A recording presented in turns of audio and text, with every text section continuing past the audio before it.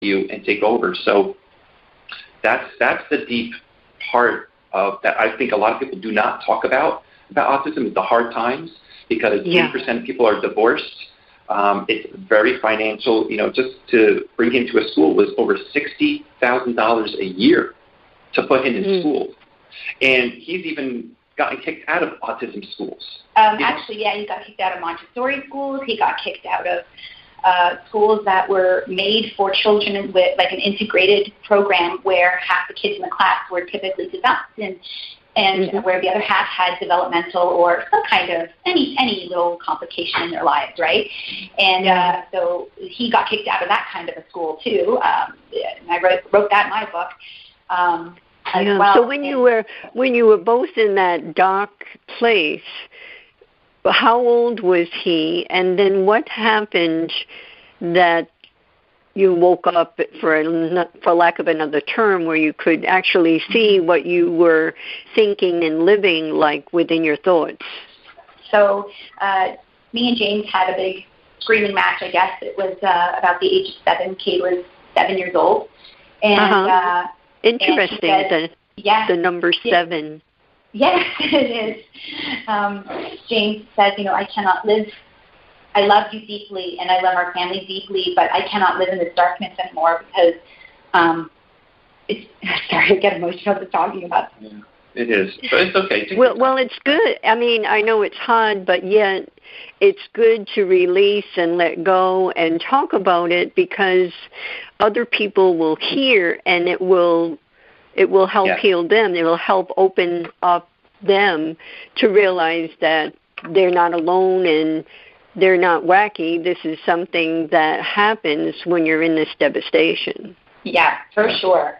That's 100% true. And but James, after he told me this, I said to him, well, you're right, and I'm sorry. I don't see how I'm acting. I don't understand how I'm acting, but I apologize that I'm bringing so much darkness into our family. And I was very unconscious, extremely unconscious.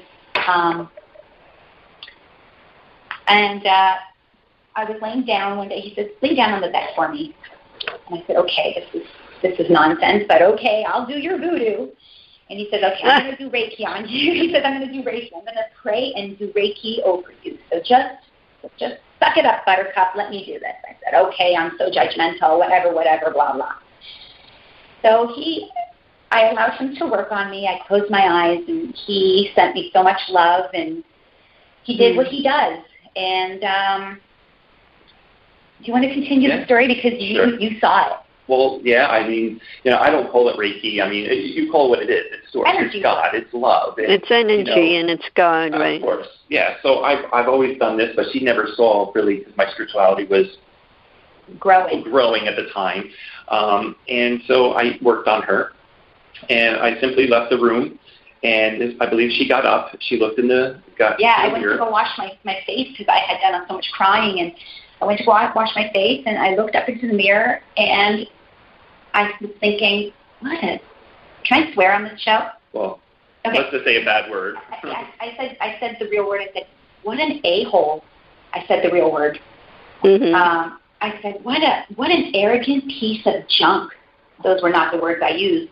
And I said that, and then I looked at myself and said, oh my gosh, that was the ego who spoke to me, because we just loved each other. We just hugged and embraced, and he adored me, and he gave me the gift of this energy, and he showed nothing but unconditional love to me, and I'm calling him an a-hole?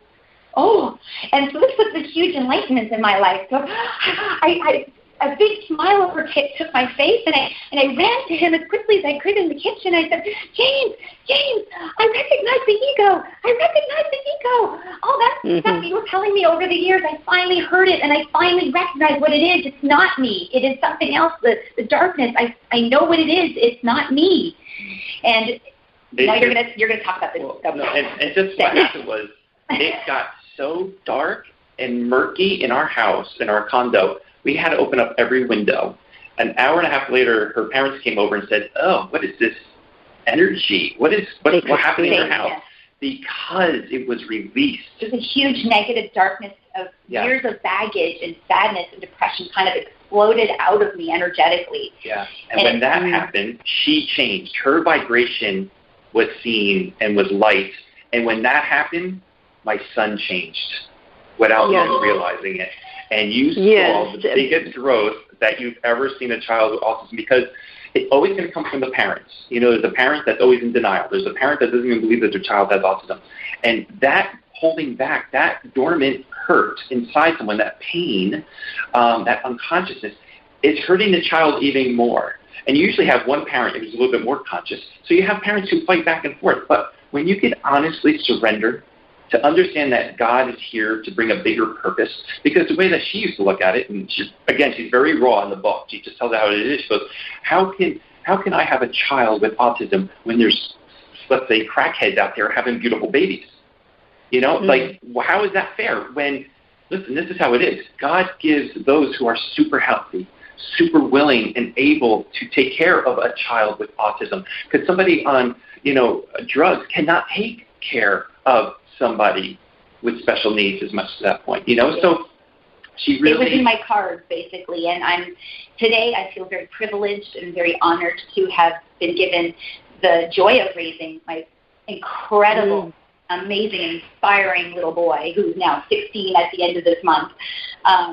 Right, and the gift to awaken and to know that came through your partner that radiates in love. I mean, that must have enhanced, confirmed, validated the solid relationship that you have, because you could both have just run away. Yeah, 100%. It was a perfect match made in heaven between me and James. And I really couldn't have done that without him. I mean, my gosh, I don't know where I'd be today if it wasn't for him. So he's my hero. I still sit here with tears in my eyes. I'm because I'm a very sensitive person. But I still enjoy the feelings of it. You understand? Even though I sit here and I cry, I can look at her book and just cry. And it's just because the energy that came from it, the love, and all the helping tools that are going to help other parents out there get through these hard times, the things that they don't want to talk about. That's what's in this book, and how to heal from that. A bullet point of, hey, how she dealt with it, how she's where she's at today, and because now our son could be where he is today. And he's so good. He goes to a regular school. He comes back on the bus by himself. He does the alarm by himself. He comes into the house by himself. He starts with his homework. He does his breakfast. He makes his bed. He takes showers. Here's coming from a child. Beautiful. Well, we want to hear more of all of this. We need to take our first break.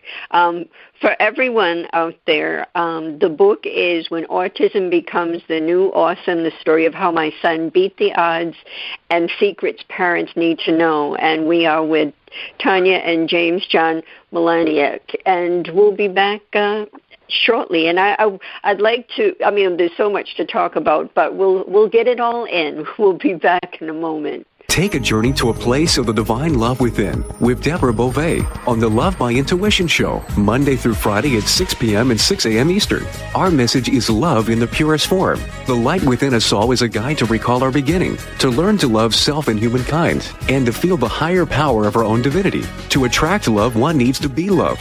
Come join us and step into this glorious vibration called love.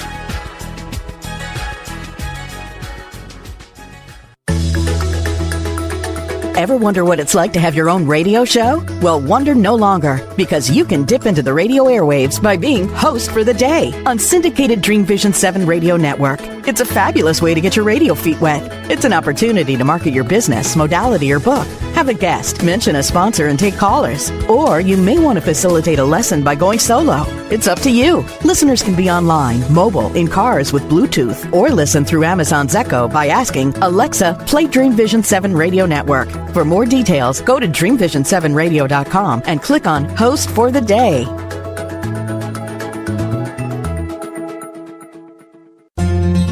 After narrowly surviving the attack on Sandy Hook Elementary, first-grade teacher Caitlin Royd DeBellis was left searching for answers that would never come. Eventually, she chose to focus on questions that could be answered. How do I make sure this tragedy doesn't define us? How do we get our control back? Those two questions led her to found the 501c3 nonprofit organization Classes for Classes. When gifts poured into their classroom, she decided they would help someone else by paying it forward and being kind. This developed into a social network which allows K through 8 classrooms to connect so that every student in the United States can learn these crucial lessons. Classes for Classes' mission is to build students' social emotional intelligence by connecting them to care. All C4C projects are crowdfunded. Any teacher in the U.S. can visit classesforclasses.org. That's classes, the number 4, classes.org. Sign up today. Looking for a fun and relaxing getaway?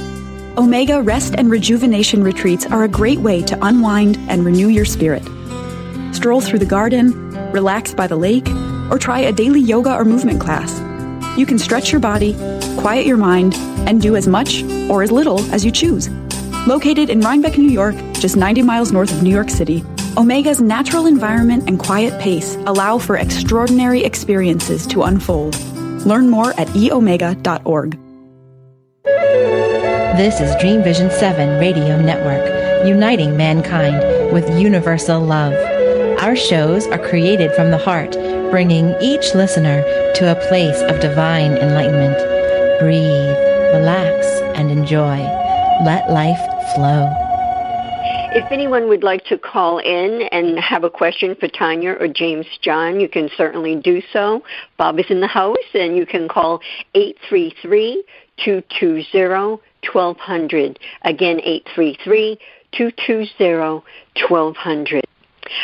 Tania, the author of When Autism Becomes the New Awesome, it's a book to uplift and empower parents of autistic children.